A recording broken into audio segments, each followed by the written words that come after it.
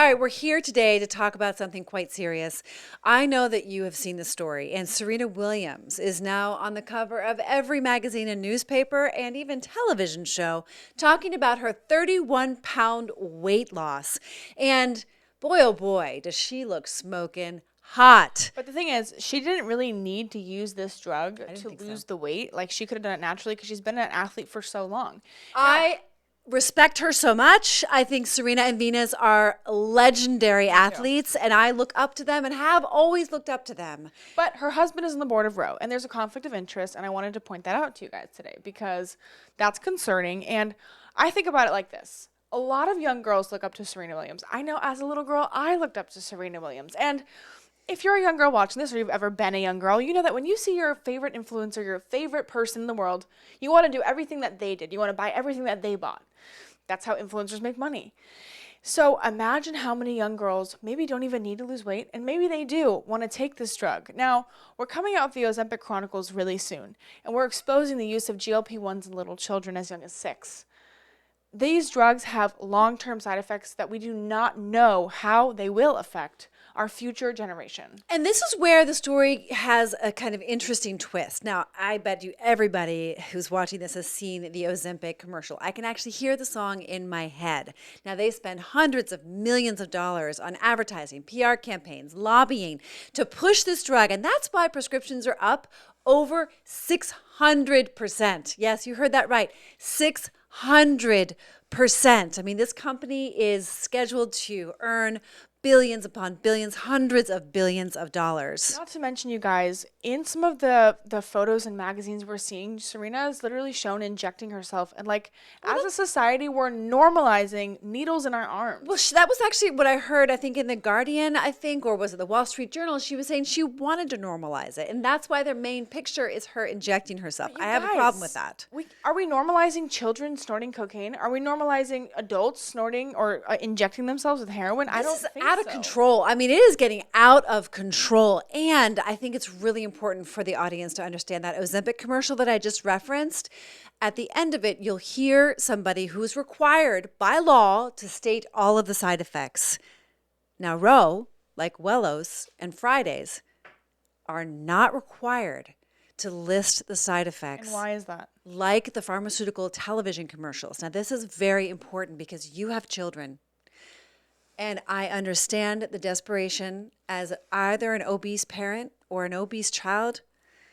I understand if you have an obese child. Penelope was 320 pounds just a few years ago. It is a desperate, desperate situation. But your child might be seeking out these drugs. And it's very possible that your child can find these drugs. On TikTok, on any social media platform, on fake websites, and get access to them. And you guys might not know because kids are really sneaky. And yeah, you were super sneaky. Like, I didn't know what she was doing on TikTok. I was totally overwhelmed. You had like 8 accounts or more. Gosh. Or more. Yeah, that's a whole nother story. But let me just tell you that we don't know the long-term side effects. The FDA did approve this drug for adolescents, but we still don't know about the long-term fertility. We don't know so much about what could happen to the kids' hormones, the brains, the gut microbiome, and there are people who regret ever taking the drug. So our advice to you is to do your own research. Go read the FDA labels. Because listen, you guys, we interviewed some women who we're going to show you guys in the coming weeks who have the long-term side effects from these drugs that their doctors didn't warn them about and maybe didn't even know about. I would encourage you guys to go watch our podcast with Dr. Sabine, with Dr. Mary. These are both doctors who study gastrointestinal health, and they talk to us in length about what they know and what they don't know. And it's really important to really listen to what they don't know because there's so much they don't know. And if you want to be a lab rat, that is your choice. We're not saying we're not health professionals. We are health coaches and we've lost the weight naturally. That's why we're here today. We've lost 260 pounds combined with no loose skin and no GLP-1s, no injections, no surgery. And we help women to do it every day too. So we're not just like, it's not just us and of one. No, we help women do this every single day of the week. And don't let them tell you you can't do it naturally. And don't let yourself tell yourself you can't do it naturally. Well, it's like in America, we really just want quick fixes and you didn't get fat overnight. You're not going to get thin overnight. And if you do, they're going to become consequences, and that we know for sure. So you don't want pancreatitis, C-cell tumors. You don't want, all kinds of other vision loss, bone loss, starvation, gut motility issues, permanent gut dysbiosis, maybe having your colon removed. I mean, there are over 2,800 lawsuits right now against Novo Nordisk because of the side effects. And so this is serious. Your health is more valuable than anything. And a lot of people say, oh, well, the benefits outweigh the side. No, I disagree.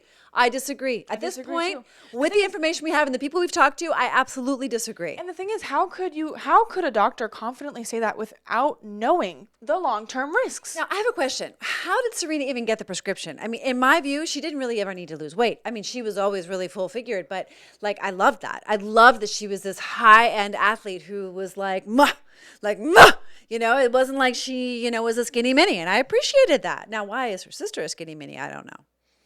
Gut microbiome, like Sabine talks about in our podcast with her. And Sabine also talked about, this is Dr. Hazen, by the way. She also said if a drug works, it wouldn't need a PR campaign. And tell me why this drug has thousands, if not hundreds of thousands of PR campaigns for independent influencers, independent celebrities. Now, this is what really gets me. Not only are there TikTok influencers promoting this drug like, I don't know, candy or something, or cocaine, I don't know. But you know what else is crazy?